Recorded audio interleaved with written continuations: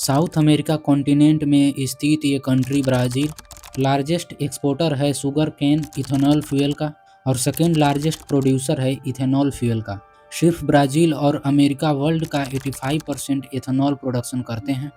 America ethanol corn यानी मक्का से बनाता है और ब्राज़ील एथेनॉल बनाने के लिए शुगर केन का इस्तेमाल करता है। इंडिया E20 को इम्प्लीमेंट करने में फेल होता हुआ दिख रहा है, तो वहीं ब्राज़ील E100 को सक्सेसफुली इम्प्लीमेंट कर चुका है।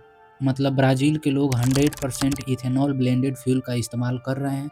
लेकिन ब्राज़ील को ये सक्सेस कोई एक दिन या एक साल में नहीं मिला है, बल्कि इसको अचीव करने में कई दशक लगे हैं। आइए समझते हैं ब्राज़ील के इस कहानी को कि कैसे दो बार ऑयल क्राइसिस होने के बावजूद भी ब्राज़ील ने इथेनॉल प्रोडक्शन के क्षेत्र में इतिहास रच दिया। ईयर था 1532।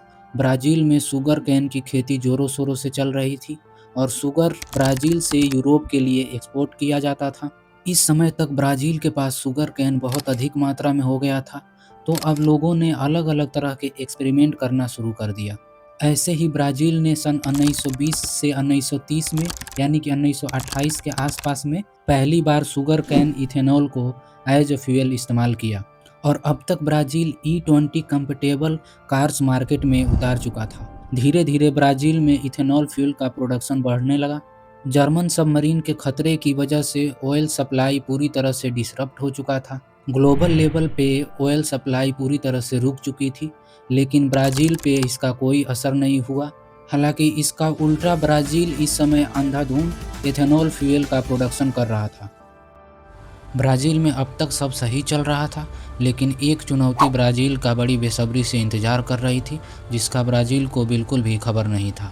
ईयर 1973 ब्राज़ील में ऑयल क्राइसिस हो गया और ये क्राइसिस इतना भयानक था कि ब्राज़ील जो पहले 50% इथेनॉल डिपेंडेंट हो गया था, वो अब लगभग 80% पेट्रोलियम इंपोर्ट करने लगा। धीरे धीरे ब्राज़ील की स्थिति ज़्यादा ख़राब होने लगी। फिर सरकार ने जैसे तैसे सिचुएशन को कंट्रोल किया और E100 फ्यूल को ब्राज़ील में मैंडेटरी कर दिया। उसी के साथ साथ गवर्नमेंट ने नेशनल अल्कोहल प्रोग्राम लॉन्च किया। इस प्रोग्राम के तहत ब्राज़ील ने एथेनॉल ब्लेंडिंग कंपनियों को और ज़्यादा एथेनॉल बनाने के लिए इनकरेज किया, शुगर मिल को सब्सिडी दी और इस इफ़ेक्टिव स्टेप के कारण ब्राज़ील आखिरकार ऑयल क्राइसिस से भी बाहर आ गया।